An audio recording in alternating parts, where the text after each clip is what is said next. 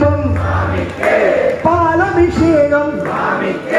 மலரபிஷேகம் ஐயப்பனாக கோரி கொண்டு ஐயனாரி சென்றிடுவா சபரி மலைக்கு சென்றிடுவா சுவாமியே ஐயப்போ